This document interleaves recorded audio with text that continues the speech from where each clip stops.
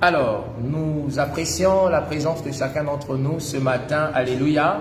Amen. Et nous bénissons le Seigneur qui nous a conduits dans un temps fort de prière. Amen. Ma maison sera appelée une maison de prière. La particularité d'une église se distingue au travers de la prière. Une église qui prie, c'est une église qui anticipe les événements. Une église qui prie, c'est une église qui prévoit l'avenir. Et nous voulons être de ceux qui font que les choses arrivent. Et le moyen par lequel nous faisons que les choses arrivent, c'est la prière. Amen, amen. Amen. Au temps des apôtres ou au temps des pharisiens, le temple de Dieu était devenu une maison de trafic, une maison où on venait faire du commerce, une maison où on venait échanger telle chose contre telle autre chose. Mais cependant, quand Jésus est entré dans le temple, il a pris le fouet et il a commencé à renverser toutes choses. Il a commencé à chasser les vendeurs du temple jusqu'à conclure que ma maison est une maison de prière. Amen. La maison de Dieu est une maison de prière et nous voulons apprendre à prier. Amen, amen. La prière, ça s'apprend. Alléluia. La prière, ça s'apprend. La prière s'apprend dans la communauté. C'est pourquoi nous devons faire un effort de pouvoir mettre à part ces temps de prière parce que c'est important pour nous. Amen, amen. Alors, je voudrais encore parler du second Adam. Alléluia. La dernière fois, nous avons parlé du second Adam et de comment est-ce que le second Adam est venu réparer la faute du premier Adam. Amen, amen. Nous avons appris que le premier Adam a été tiré de la poussière de la terre et Dieu a soufflé dans les narines du premier Adam. Ainsi, il était devenu une âme vivante. Alléluia. Mais le second Adam est descendu du ciel d'auprès de Dieu. C'est pourquoi il est appelé esprit vivifiant. Amen, amen. Nous avons appris que le premier Adam avait un jardin qu'on appelait le jardin d'Éden. Et dans son jardin appelé jardin d'Éden, il y avait tout. Dieu avait tout prédisposé afin que le premier Adam ne manque de rien. Il avait de la faune, il avait de la flore, il avait des fruits, il avait de quoi manger, de quoi boire. En fait, le premier Adam vivait ce qu'on appelle par l'âge d'or. Cet âge où il n'avait pas besoin de faire des efforts. Cet âge où il n'avait pas besoin de faire de labeur pour obtenir quelque chose de la part de Dieu. Dieu avait tout donné au premier Adam. Amen. Et nous avons appris que même dans l'abondance, il lui a été difficile d'obéir à Dieu. Et pourtant, Dieu lui avait tout donné. Dieu lui a même donné une femme. Il était le premier à avoir une femme dans l'histoire de l'humanité. Donc, Dieu lui avait tout donné. Mais malgré que Dieu lui avait tout donné, il a quand même trouvé une possibilité, un moyen d'être désobéissant à la volonté de Dieu. Alléluia. Il a préféré être soumis à la tentation du malin. Et nous avons aussi vu qu'il y avait un autre Adam qu'on appelle le second Adam. Nous avons préféré le terme second pour dire dernier Adam. On ne peut pas dire deuxième Adam, parce que si nous disons deuxième Adam, ça suppose qu'il y aura un troisième. Et s'il y a un troisième, ça suppose qu'il y aura un quatrième. Le terme que la Bible utilise, c'est le terme second, c'est-à-dire dernier. Le tout dernier des Adam. Il n'y en aura point d'autres. Et le second Adam a donc existé et nous avons appris que le second Adam s'appelait Jésus. Alléluia. Le second Adam s'appelle Jésus. Jésus est le second Adam, le dernier Adam. Alléluia. Et lui, le dernier Adam, il avait un jardin. Et dans son jardin, il n'y avait pas de la faune. Dans son jardin, il n'y avait pas de la flore. Dans son jardin, il n'y avait pas des ruisseaux. Dans son jardin, il n'y avait pas tout ce que le premier Adam avait. Dans ce jardin, il n'y avait rien qui pouvait attirer le regard, sinon un endroit où il pouvait se rendre pour aller se reposer. Et son jardin à lui, où il avait l'habitude d'y aller, s'appelait Gethsémane. Gethsémane. Alléluia. Gethsémane veut dire pressoir ou pressoir à huile. Le terme Gethsémane veut dire pressoir à huile. Et donc, Jésus se rendait à Gethsémane où il y avait coutumièrement des pressoirs à huile. En effet, Gethsémanée était juste au pied du mont des Oliviers. Dites Amen.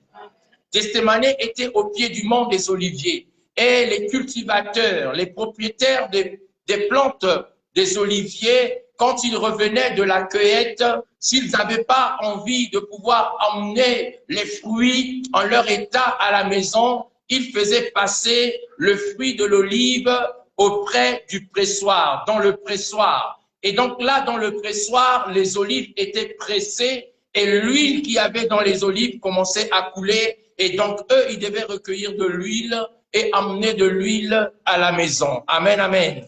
Et donc, le second Adam, il était dans ce jardin-là qu'on appelle Gethsémanée, et il y allait coutumièrement, il y allait habituellement, c'était son lieu de repos, et là, il contemplait les pressoirs, il voyait les pressoirs, il contemplait les pressoirs, il savait qu'un jour, lui aussi, en tant que fruit de l'olivier franc, en tant que produit de l'olivier franc, un jour, il passera par ce pressoir-là. Et en effet, ce jour-là était arrivé, amen, amen, où il devait passer par le pressoir. Et nous voulons parler du pressoir de Dieu. Dites avec moi le pressoir de Dieu. Dites avec moi le pressoir de Dieu. Gloire soit rendue à Dieu. Nous avons pour texte de base Matthieu chapitre 6. Nous lirons le verset 36 au verset 46. Donc, nous avons 10 versets que nous allons lire ensemble. Amen, amen. Nous avons 10 versets que nous allons lire ensemble. Et par la grâce de Dieu, nous allons recevoir de la part du Seigneur une manifestation surnaturelle de sa puissance en ce lieu. Dites Amen. Alors, la Bible dit, le verset 36, là-dessus, Jésus alla avec eux dans un lieu appelé Gethsémanée. Amen, amen. Et il dit aux disciples, asseyez-vous ici pendant que je m'éloignerai pour prier. Alléluia. Il prit avec lui Pierre et les deux fils de Zébédée et les deux fils de Zébédée, et il commença à éprouver de l'angoisse, il commença à éprouver de la tristesse et de l'angoisse.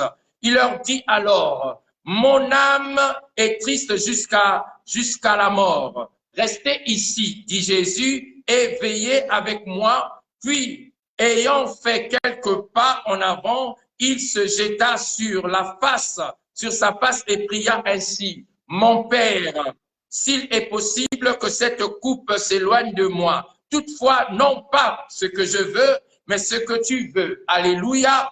Et il vint auprès des disciples qu'il trouva endormis et il dit à Pierre, vous n'avez pas pu veiller 1 heure avec moi. Amen, amen.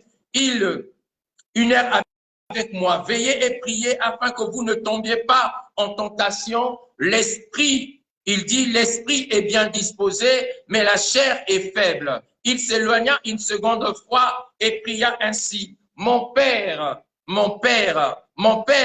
s'il est possible que cette coupe s'éloigne sans que je ne la boive.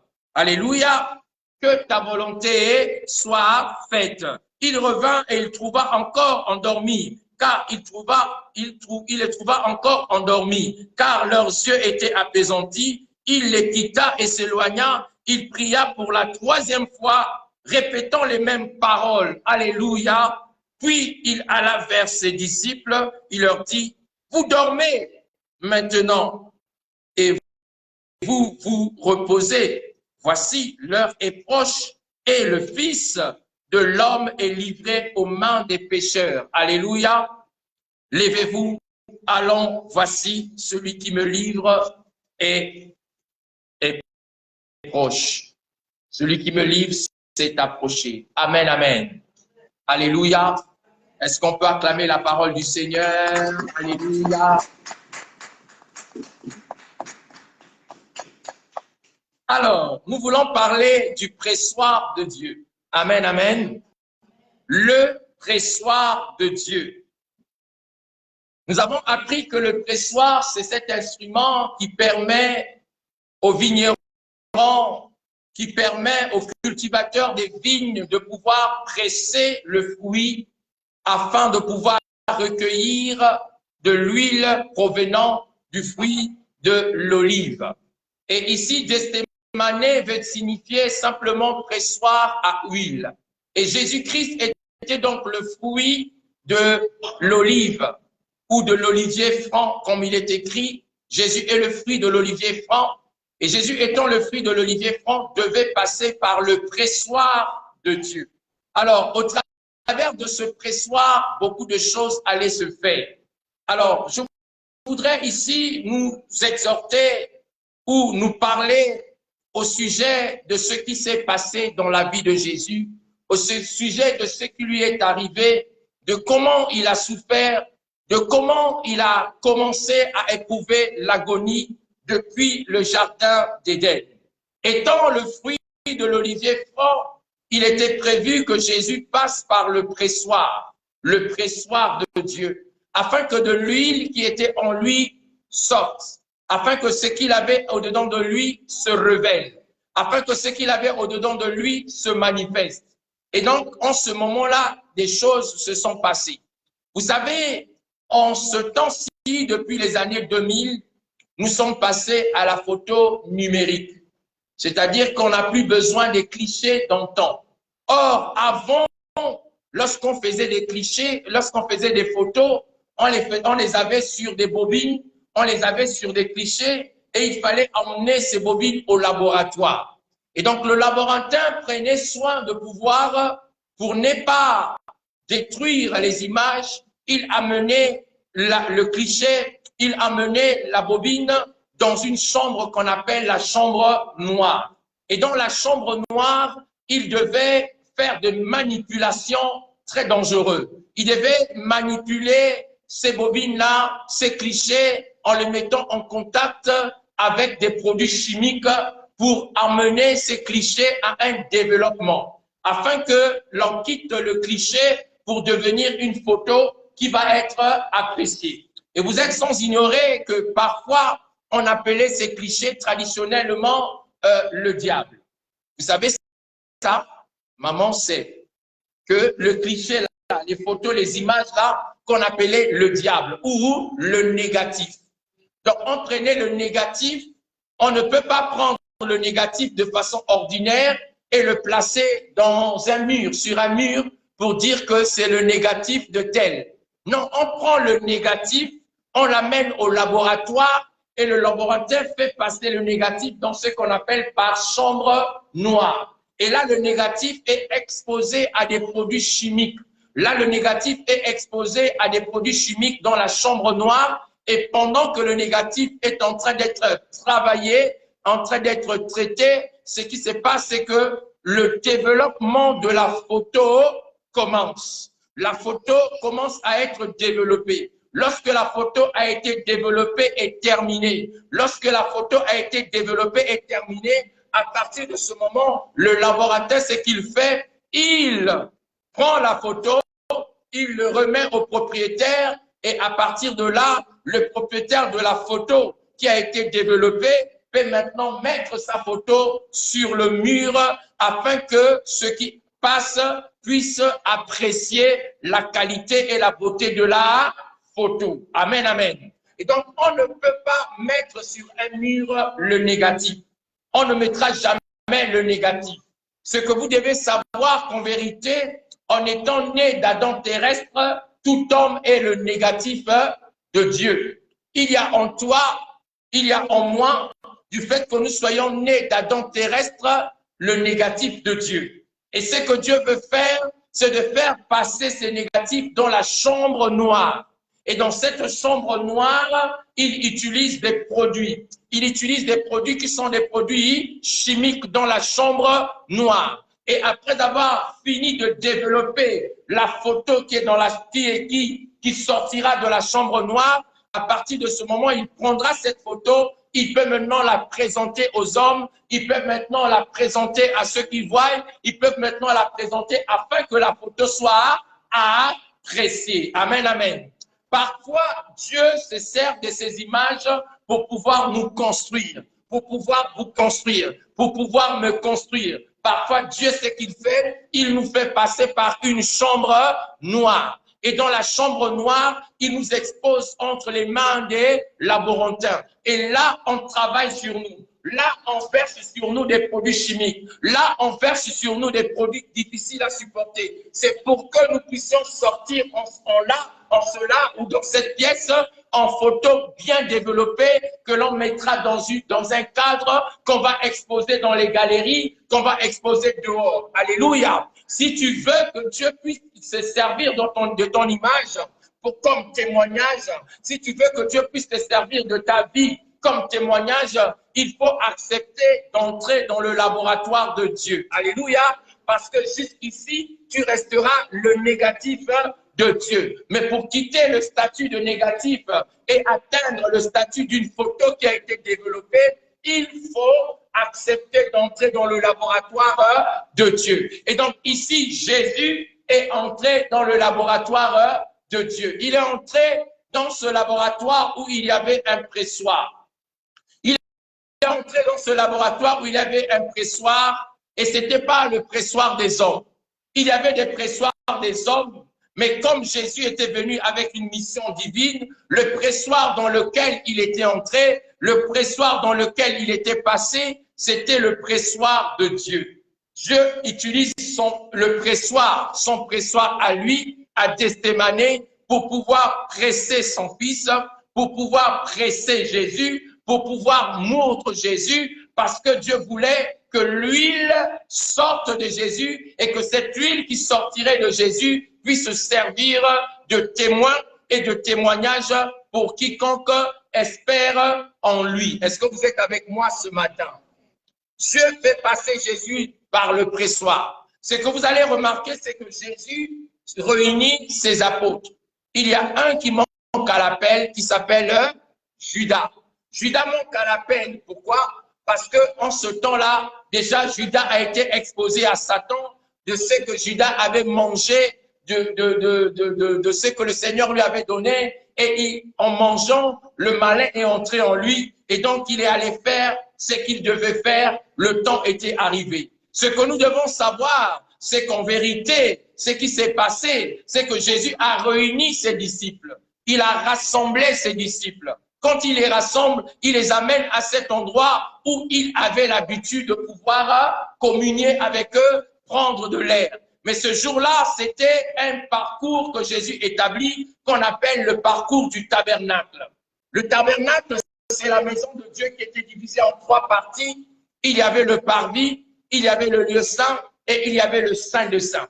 Et donc Jésus, comme un souverain sacrificateur, à l'image d'Aaron, qui avait le sacerdoce tribal, ou le sacerdoce tribal, Jésus vient avec le sacerdoce royal. N'est-ce pas, la Bible dit que nous sommes un royaume des sacrificateurs.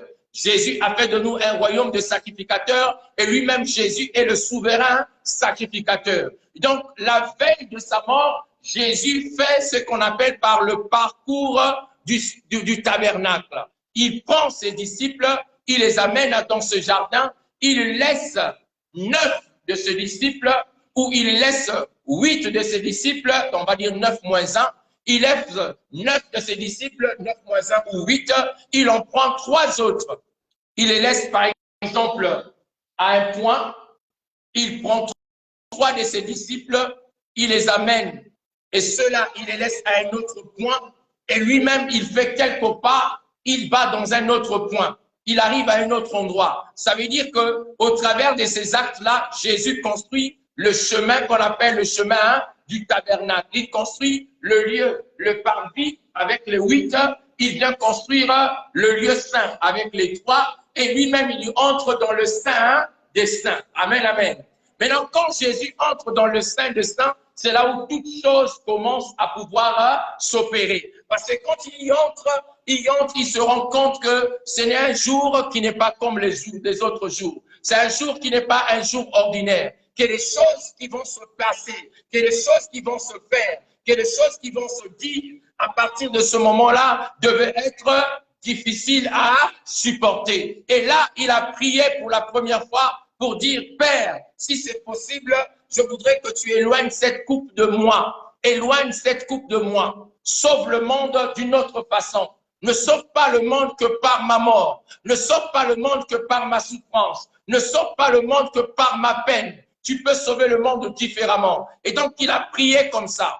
La Bible dit, il a été fortifié et il a dit au Père, pas ma volonté, mais ta volonté. Amen, amen.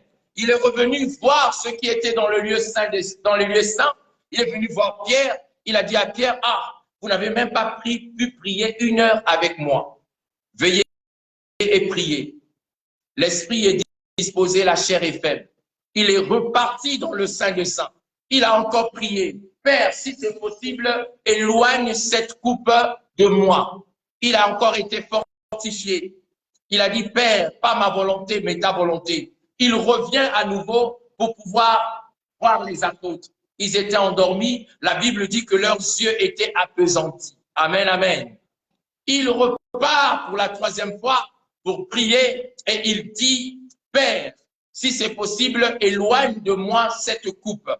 Il a encore été fortifié et le Père, il revient, il trouve les disciples endormis et cette fois-ci, il leur dit, maintenant l'heure est arrivée, le Fils de l'homme va être livré. Amen, amen.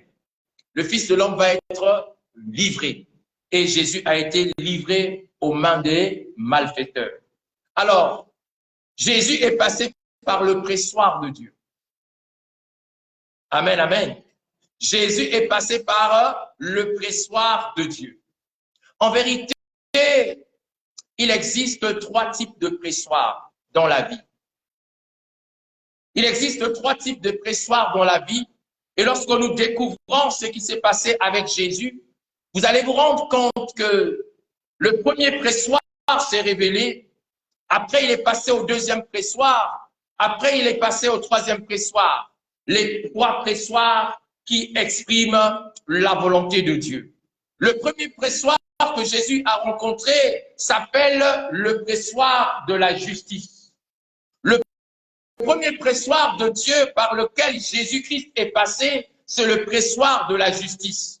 Dans le livre de Matthieu, il est écrit ceci. Heureux ceux qui ont faim et soif de la justice de Dieu, car ils seront rassasiés. Et donc, le premier pressoir par lequel Jésus-Christ est passé dans le jardin d'Éden, c'était le pressoir de la faim et de la soif de la justice de Dieu. Pourquoi Jésus-Christ avait-il faim et soif de la justice de Dieu? Parce que la justice de l'homme ne peut pas accomplir la justice de Dieu. Parce que la justice de l'homme ne peut pas sauver l'homme. Parce que la Bible déclare que la justice de l'homme est un vêtement souillé. Quel que soit ce que l'homme peut être, quel que soit ce que l'homme peut faire, quelles que soient ses œuvres, quelle que soit sa justice, devant le Seigneur Dieu, la justice de l'homme est un vêtement souillé. Et l'homme ne pouvait se sauver par lui-même. C'est pourquoi Jésus a accepté de passer par le pressoir de la justice de Dieu et il avait faim et soif de cette justice de Dieu afin que cette justice de Dieu s'accomplisse pour le bonheur et le bien-être des hommes. La Bible déclare que c'est par la grâce de Dieu que nous sommes sauvés au moyen de la foi en Jésus-Christ.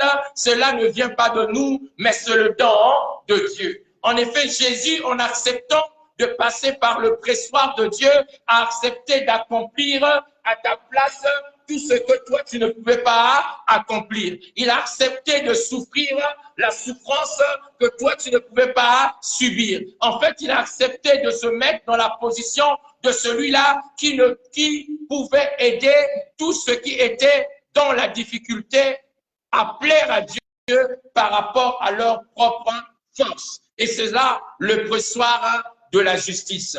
Jésus est passé par ce pressoir de la justice. Quelquefois, vous aussi, vous pouvez passer par le pressoir de la justice. Le pressoir de la justice est un pressoir qui vous presse pour que vous puissiez accomplir ce qui est juste, pour que vous puissiez être en harmonie avec Dieu, pour que vous puissiez être en phase avec Dieu, pour que vous puissiez vous tenir en règle vis-à-vis de Dieu, pour que vous puissiez accepter la volonté de Dieu. Le pressoir de la justice, c'est ce pressoir où vous acceptez volontairement de souffrir pour Dieu. Volontairement, vous vous levez, vous dites, je veux être martyr pour Dieu. J'accepte de marcher à pied pour Dieu. J'accepte d'avoir faim pour Dieu. J'accepte d'avoir un seul vêtement pour Dieu. J'accepte de ne pas avoir à manger pour Dieu. J'accepte de ne pas avoir à boire pour Dieu. Vous acceptez le pressoir de la justice. Et quand vous acceptez le pressoir de la justice, vous commencez à souffrir au nom de la justice. Vous êtes avec moi?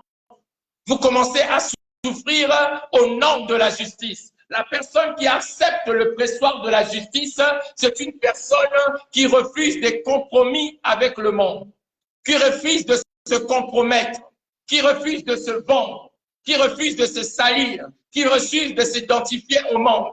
Il accepte la souffrance, il accepte la douleur, il accepte la peine, il accepte les fouets, il accepte le rejet, il accepte le mépris pour la gloire de son Dieu, parce qu'il accepte simplement de passer par le pressoir de Dieu. Lorsque vous passez par le pressoir de la justice, vous êtes abandonné par les hommes. Les hommes vous abandonnent parce que vous passez par le pressoir de la justice.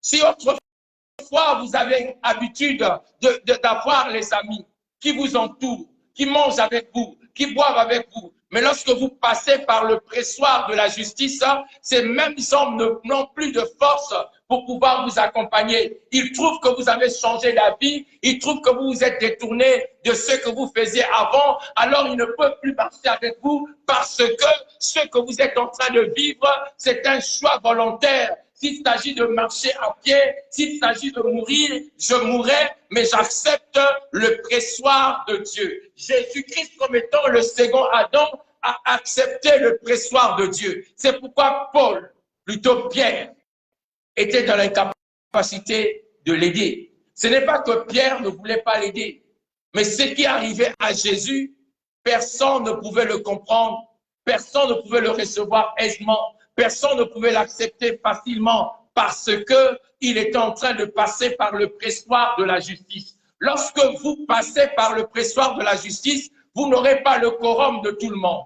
Vous n'aurez pas la vie de tout le monde. Vous n'aurez pas l'attention de tout le monde. Les gens ne vont pas comprendre pourquoi vous êtes autant en train de souffrir alors qu'il faut tourner juste à gauche pour avoir, alors qu'il faut tourner juste à droite pour avoir. Mais vous vous dites, point de compromis dans ma vie, j'accepte le pressoir de la justice, rejetez-moi, abandonnez-moi, négligez-moi, refusez-moi, excluez-moi, faites tout ce que vous voulez, mais moi, ce que je veux, c'est que la justice de Dieu s'accomplisse au travers de ma vie. Amen, amen. Alléluia. Le pressoir de Dieu, le pressoir de la justice. Quand vous passez par le pressoir de la justice, vous refusez de faire comme tout le monde. Quand vous passez par le pressoir de la justice, vous refusez de faire comme tout le monde. Vous refusez de parler comme tout le monde. Vous refusez de marcher comme tout le monde. Parce que vous pressez par le pressoir de la justice. Amen, amen. Quand vous passez par le pressoir de la justice, vous refusez certaines choses. C'est comme ça qu'il y aura au milieu de vous des hommes et des femmes qui ne vont pas comprendre pour quelles raisons vous avez abandonné, pour quelles raisons vous ne voulez pas vous souiller, pour quelles raisons vous ne voulez pas vous compromettre. On ne comprendra pas ces choses parce que vous acceptez de passer par le pressoir de la justice. Amen, amen. Et la Bible déclare que celui qui a faim et soif de la justice sera rassasié. Si tu as véritablement faim de Dieu, si tu as véritablement faim et soif de la justice de Dieu dans ta vie, la Bible déclare que tu seras rassasié. Et Jésus est passé par le pressoir de la justice. Il a préféré souffrir. Il a préféré marcher à pied. Il a préféré être seul. Il a préféré boire, comme on appelle ça, le café misère. Hein? Le café misère. Il a préféré boire son café misère parce que la justice de Dieu valait plus que toute autre chose. Amen, amen. La justice de Dieu valait plus que toute autre chose. Donc, parfois, Dieu peut te faire passer par le pressoir de la justice. Au nom de la justice, tu dois apprendre à souffrir. Au nom de la justice, tu dois apprendre à souffrir. Tu dis, ça, je ne fais pas. Les jeunes de mon âge le font, mais moi, je ne fais pas. Alléluia. Les jeunes de mon âge le font, mais moi, je ne fais pas. Je refuse des compromis avec le monde. J'accepte de passer par le pressoir de la justice. Amen, amen. On va te dire, c'est facile. Signe seulement.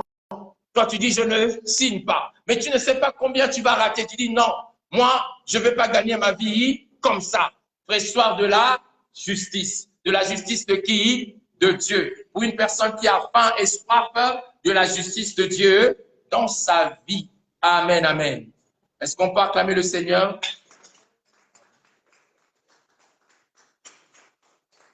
Je ne sais pas si tu es déjà passé par le pressoir de la justice. Je ne sais pas si tu vas être envoyé dans ce pressoir. Je ne sais pas si tu es en train de passer dans ce pressoir actuellement, mais je voudrais t'encourager et te dire de ne pas changer d'avis. Je voudrais t'encourager et te dire de ne pas abandonner. Je voudrais t'encourager et te dire que ne lâche pas ton Dieu, n'abandonne pas ton Dieu, parce que Jésus, en passant par le pressoir de la justice, il a appris l'obéissance au travers de choses qu'il a souffert. Et la Bible dit qu'après avoir appris l'obéissance, Dieu a donné à Jésus-Christ un nom qui est au-dessus de tous les noms. Alléluia. Au point où, devant le nom de Jésus-Christ, tout genou fléchira et toute langue confessera que Jésus-Christ est Seigneur à la gloire de Dieu, le Père. Donc, n'abandonne pas, même si tu passes par le pressoir de la justice. Même si tu es seul, n'abandonne pas. Même si tu es incompris, n'abandonne pas. Même si tu te trouves esselé, abandonné par les hommes, n'abandonne pas. Accroche-toi simplement parce qu'à la fin de toutes choses, Dieu te donnera un nom qui est au-dessus de la maladie. Dieu te donnera un nom qui est au-dessus de la difficulté. Dieu te donnera un nom qui est au-dessus des problèmes. Dieu te donnera un nom et tout genou fléchira devant ce nom que Dieu te donne. La Bible dit, à celui qui vaincra, je lui donnerai un caillou blanc. Et dans ce caillou, inscrit un nom que personne ne connaît, si ce n'est celui qui le porte. Alléluia. Persévère. Persévère. Je dis à quelqu'un de persévérer. Dites à quelqu'un, le pasteur a dit, persévère. Alléluia. Persévère. Persévère. Et tu verras la gloire de Dieu. Quelqu'un a dit, persévère. En fait, il disait, dans persévère ou persévérer, il y a deux mots. Il y a percer et verra. Si tu perces, tu verras. Si tu persévères, tu verras. Je dis à quelqu'un de persévérer. Quel que soit le pressoir par lequel passe ta vie, persévère. Amen, amen. Une nation peut passer par le pressoir de la justice. C'est possible. Le Gabon peut passer par le pressoir de la justice. Dieu peut éprouver la justice des hommes. Dieu peut éprouver la justice des autorités de ce pays pour voir quelle nature d'huile ils vont produire pour le bien-être de la nation. Mais si tu fais partie de ceux-là qui doivent décider de l'intérêt de la nation, il faut préférer la justice de Dieu que la justice des hommes. La Bible dit qu'une nation se lève à cause de la justice des hommes droits. S'il y a des hommes droits dans la nation va se lever. Si dans la nation, il y a des hommes et des femmes qui ont faim et soif de la justice de Dieu, ils seront rassasiés, la nation sera rassasiée. Est-ce que vous êtes avec moi ce matin? Alléluia. Même si tu es seul, je dis, persévère. Amen, amen. Même si tu es seul, incompris, persévère. Parce que ta rémunération, ce n'est pas un homme qui va te le donner. Ta rémunération, ce n'est pas une femme qui va te le donner. Ta rémunération viendra de Dieu. La Bible déclare que je lève les yeux vers les montagnes. D'où me viendra le secours. Le secours me vient de l'Éternel qui a fait les cieux et la terre. Amen, amen. Quand le psalmiste le dit, c'est parce qu'il avait l'habitude de recevoir le secours des montagnes. Son secours ou ses secours venaient parfois des montagnes. Mais ce jour jour-là, il a entendu les secours venant de montagne, c'est pas arrivé. Et il a conclu que le secours véritable ne viendra du Seigneur, qui a fait les cieux et la terre. Et ce matin, je voudrais t'encourager à persévérer, même si tu passes par le pressoir de la justice. Amen, amen. Amen, amen. Même si tu passes par le pressoir de la justice de Dieu, persévère. L'esprit est bien disposé, la chair est faible. Mais toi, persévère. Persévère comme Jésus ton roi. Persévère comme Jésus ton Seigneur. N'abandonne pas Jésus. Même si tu as faim, même si tu as soif, il te reste la vie, tu as des difficultés, persévère. Persévère. Dites avec moi le pressoir de la justice. Le pressoir de la justice, c'est pour la vie de ceux qui font le choix. Ce n'est pas n'importe qui accepte de passer par le pressoir de la justice. Ce n'est pas n'importe qui. Ce n'est pas donné à tout le monde. Ce n'est pas donné à tous les hommes. Ce n'est pas donné à toutes les femmes. Alléluia. Mais c'est donné à ceux qui ont le prototype de Joseph. À ceux qui ont la nature de Joseph. À ceux qui disent non, je ne veux pas de compromis avec la femme de Potiphar. À ceux qui disent non, non, non, non, non, non, non, ça ce n'est pas ma portion. Je préfère persévérer, obéir à Dieu, honorer Dieu, glorifier Dieu, servir Dieu, adorer Dieu, que de manger du pain qui m'est servi gratuitement. C'est pourquoi David disait, je ne peux pas donner à mon Dieu quelque chose qui ne me coûte rien. Je donnerai à Dieu quelque chose qui me coûtera de la valeur. Dites amen. Persévère. Alléluia. Persévère. Tu passes par le pressoir de la justice, persévère. Amen, amen. C'est le chemin que toi seul tu vas choisir. Regardez Jésus, il avait 8, 3, et il est rentré là-bas. Il ne faut pas attendre les gens. Je dis à quelqu'un, n'attends pas le pasteur. Il y a des choses où tu ne vas pas attendre quelqu'un. Amen, amen. Il y a des choses qui appartiennent à ta destinée que tu n'attendras personne. Il y a des choses qui appartiennent à ta vie que tu n'attendras personne. Tu te lèveras toi-même, tu construiras ton parcours. Alléluia. Dans le parvis, peut-être quelqu'un peut t'aider. Mais ceux qui sont dans le parvis ont peur de ce qu'il y a dans le sein de sang. Vous savez, quand on entrait dans le sein de sang, alléluia. Vous savez, le souverain sacrificateur, quand il entrait dans le sein des saints, il entrait une fois par an.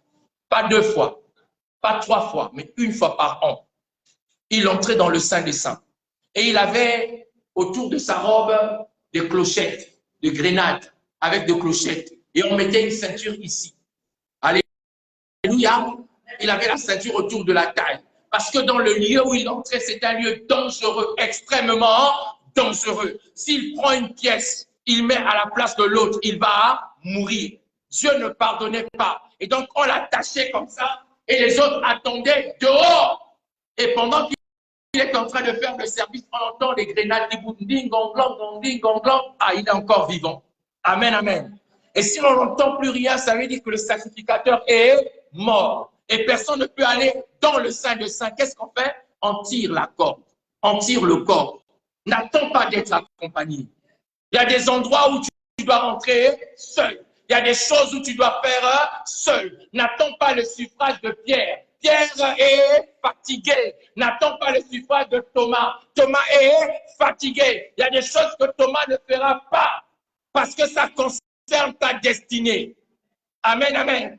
Il y a des choses que personne d'autre ne peut faire pour toi parce que ça concerne ta destinée. Pour les choses de ta destinée, même si c'est le pressoir de la justice, lève-toi, entre là-bas. Que Dieu puisse te moudre, que Dieu puisse t'écraser, que tu passes dans ce pressoir afin que l'huile sorte de toi. Et que cette huile serve pour la guérison de plusieurs. La Bible déclare que si nous recevons le témoignage des hommes, le témoignage de Dieu est plus grand. Donc, à côté du témoignage de Dieu, il y a quand même le témoignage des hommes. Mais pour avoir un témoignage, il faut passer par le pressoir. Une histoire à raconter, il faut passer par le pressoir. Et il y a le pressoir de la justice. Dites avec moi, amen. pressoir de la justice. Amen, amen. À côté du pressoir de la justice, il y a le pressoir de l'injustice. Amen, amen. À côté du pressoir de la justice, parfois Dieu te fait passer par le pressoir de l'injustice. En fait, le pressoir de l'injustice, ce n'est pas que les choses vont arriver parce que tu as fait du mal à quelqu'un. Les choses vont t'arriver pas parce que tu as volé quelque chose qui ne t'appartient pas. Les choses vont t'arriver pas parce que tu es allé raconter le mal de quelqu'un, mais les choses t'arrivent de sorte que tu sois simplement exposé afin que tu découvres les cœurs des hommes et des femmes qui t'entourent. Amen, amen. Dieu va faire de sorte que tu meurs. Dieu va faire de sorte que tu souffres. Dieu va faire de sorte que tu sois abandonné afin de révéler, de montrer le cœur des hommes et des femmes qui nous entourent pour savoir qui véritablement est avec toi, qui marche avec toi, qui est à tes côtés, qui sert avec toi, qui est cet ami-là, qui est ce frère-là, qui est cet homme-là, qui était toujours là lorsque tu avais les moyens, lorsque tu avais à manger, lorsque tu avais à boire, lorsque tu avais les véhicules, lorsque tout allait bien dans ta vie. Qui est cet homme-là? Le jour où tu passes par le pressoir de l'injustice, tu découvriras qu'il s'appelle Judas. Amen, amen. Tu découvriras que cet homme et cette femme n'étaient que Judas. Judas était avec Jésus. Judas était le comptable de Jésus. Judas était celui qui comptait les finances de Jésus, qui gardait la bourse de Jésus. Mais la Bible nous dit qu'il a livré Jésus, qu'il a levé son talon contre Jésus. Et David avait raison de dire, celui qui a mangé mon pain avec moi, alléluia, a levé son talon contre moi. Ne sois pas étonné que ça soit celui que tu as donné du pain qui lève son talon contre toi. Ne sois pas étonné que ça soit celui à qui tu as ouvert les portes qui parle contre toi. Ne sois pas étonné que ça soit celui que tu as encensé qui te détruise aujourd'hui. Ne sois pas étonné que ça soit celui à qui tu as tout donné qui puisse te rabaisser. Ça s'appelle l'épreuve de la justice. Souffrir injustement le pressoir de l'injustice. Et là où tu es, tu te poses la question de savoir, mais Seigneur, je ne comprends pas. Pourquoi cela m'arrive? Pourquoi cela m'arrive? Je ne comprends rien de tout ça. C'est vrai que tu peux te poser des questions, mais rassure-toi, parfois Dieu est en train de te faire passer par le pressoir de l'injustice. Injustement, tu es en train de souffrir. Injustement, on parle de toi. Injustement, on te calomnie. Injustement, on te dénonce. Injustement, on tire sur toi. Quand ça arrive, rassure-toi que c'est simplement le pressoir de l'injustice. Est-ce que quelqu'un entend ce que le pasteur dit ce matin? Alléluia. Le pressoir de l'injustice peut venir de ta propre famille. Le pressoir de l'injustice peut venir de ton milieu professionnel. Le pressoir de l'injustice peut même venir de l'église. Le pressoir de l'injustice peut venir partout. Tu peux passer par le pressoir de l'injustice. Tu n'as pas fait, mais c'est toi qui as fait. Tu n'as pas dit, oh mais celui qui a dit. Tu n'as pas été, mais on l'avait vu là-bas. Tu n'as pas apparu. Non, c'est lui, c'est elle. Le pressoir de l'injustice. Et Jésus est passé dans le pressoir de l'injustice. Lui qui était venu guérir les malades, on lui a dit, tu as guéri les malades le jour du sabbat. Ce n'était pas normal. C'est dimanche, on ne fait rien. Ou c'est le sabbat, c'est samedi, on ne fait rien. Jésus est passé par le pressoir de l'injustice. Parfois, vous allez passer par les pressoirs de l'injustice. Lorsque vous passez par les pressoirs de l'injustice, c'est parfois beaucoup d'incompréhension. Beaucoup d'incompréhension. Vous ne comprenez pas d'où ça vient. Tout ce que vous voulez, c'est le bien, mais vous êtes incompris. Tout ce que vous voulez faire, c'est le bonheur des autres, mais vous êtes incompris. Lorsque vous passez par le pressoir de l'injustice, vous êtes exposé aux incompréhensions. Alléluia. Vous êtes exposé aux incompréhensions lorsque vous passez par le pressoir de l'injustice, mais n'abandonnez pas. Alléluia. Ne haïssez pas. Alléluia. N'ayez pas la colère. Alléluia. N'ayez pas de rancune. Alléluia. Même si cette personne a mangé votre pain hier et aujourd'hui il lève son talon contre vous, levez les mains. Rendez grâce à Dieu. Dites, Seigneur, je te dis merci. Parce que je peux savoir qui était couché à côté de moi. Je peux savoir quel était le cœur qui était à côté de moi. Amen, amen. Judas ne viendra pas de loin. Judas, celui qui te livrera, doit te connaître. Un étranger ne peut pas te livrer. C'est quelqu'un qui te connaît qui va te livrer. C'est quelqu'un qui connaît là où tu caches ta clé qui viendra voler chez toi. C'est quelqu'un qui connaît là où tu as mis ton coffre-fort qui viendra prendre tes affaires. Sans infraction, il entrera, il prendra parce qu'il te connaît. L'épreuve de l'injustice, le pressoir de l'injustice, c'est un pressoir où vos vies sont exposées. Mais n'abandonnez pas. Vous entendrez des choses sur vous. Vous entendrez des paroles méchantes sur votre vie. Vous entendrez des choses sur vous. Vous entendrez des paroles méchantes sur votre vie. Mais si vous savez que ce que vous faites, c'est le bien, continuez à faire le bien. Alléluia. Continuez à faire le bien. Si vous savez que ce que vous faites, c'est la volonté de Dieu, continuez à faire la volonté de Dieu. N'abandonnez pas le pressoir de la justice. Amen.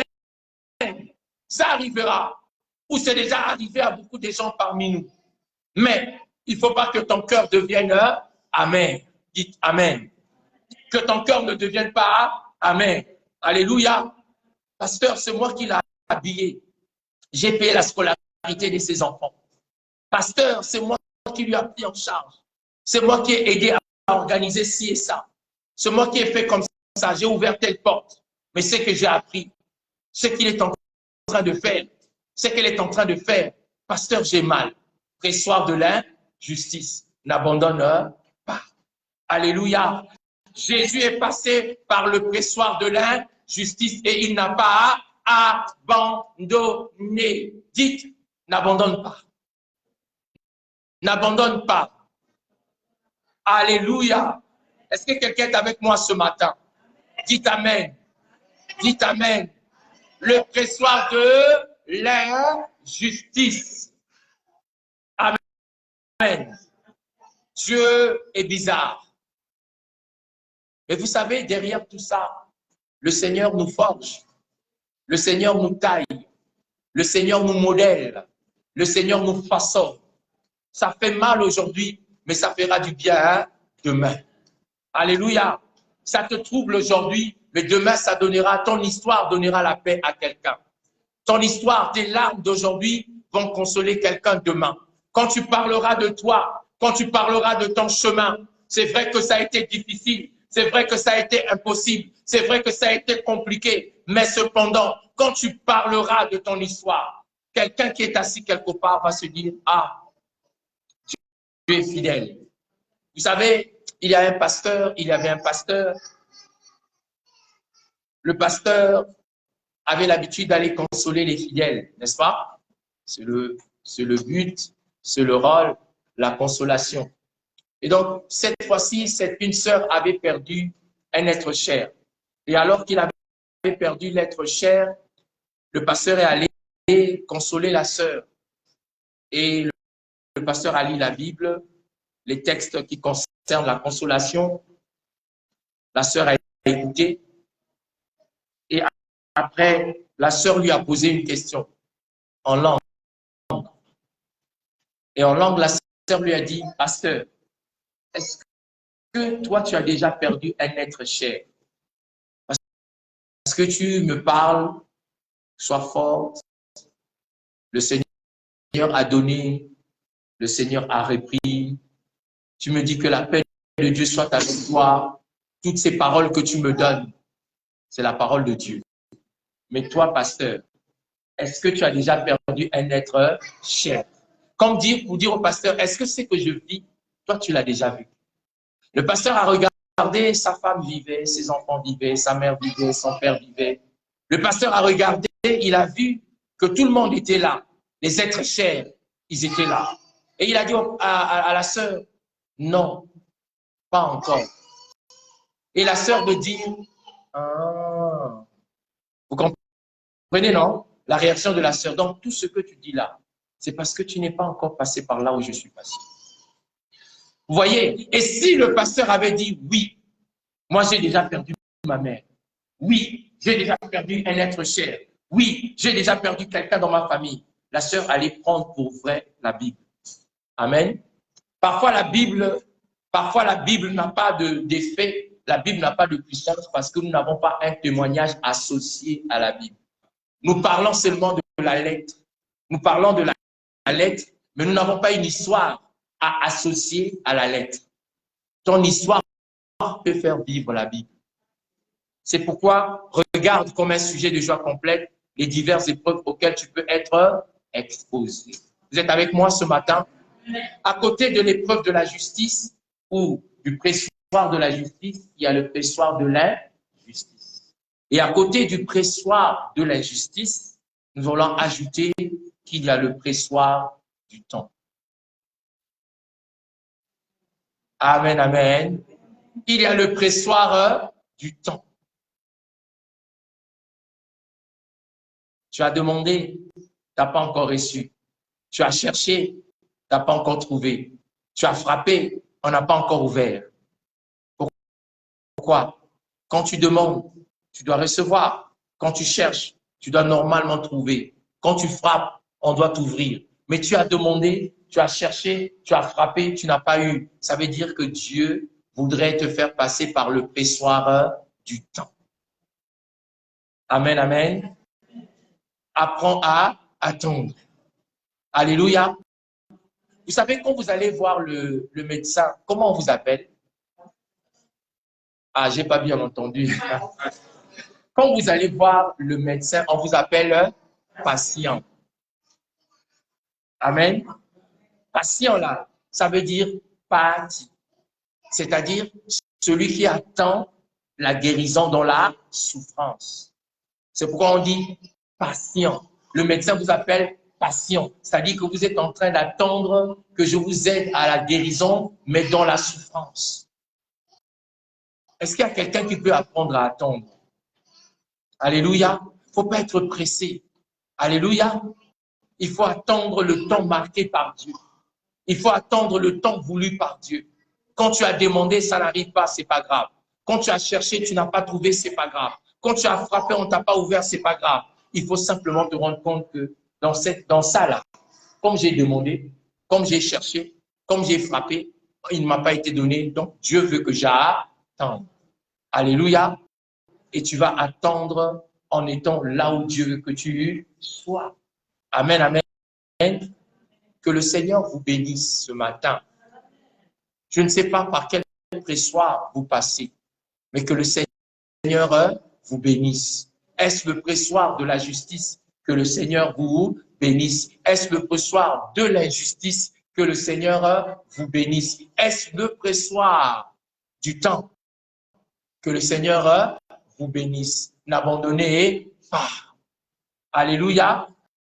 N'abandonnez pas. Ne rejetez pas Jésus. Gardez Jésus.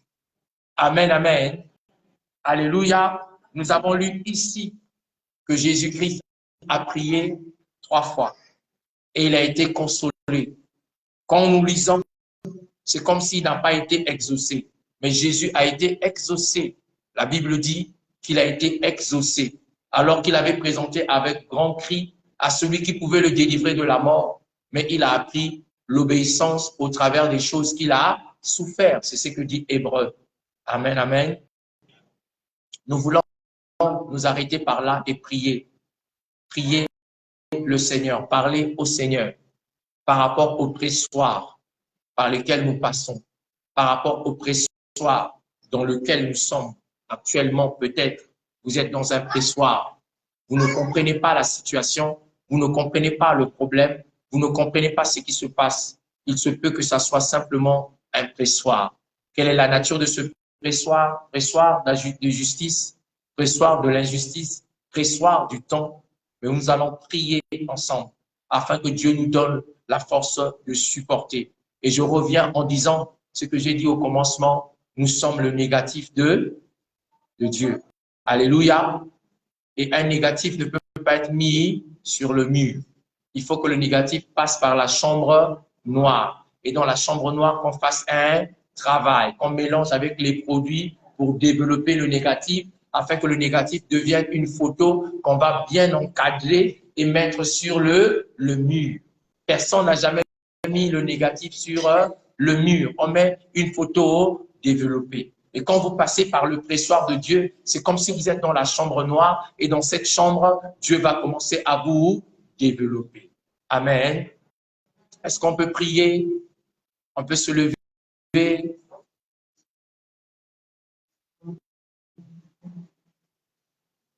Nous bénissons les personnes qui ont participé et suivi le culte en direct avec nous. Nous allons vous laisser et vous recommander à la grâce de Dieu. Nous avons été bénis en vous comptant parmi nous ce matin. Que le Dieu de la Bible vous bénisse. Nous voulons prier et vous le recommander à la grâce de Dieu en vous souhaitant un très très bon dimanche. Amen. Au revoir, chers internautes. Que Dieu vous bénisse. Vous pouvez partager ce message.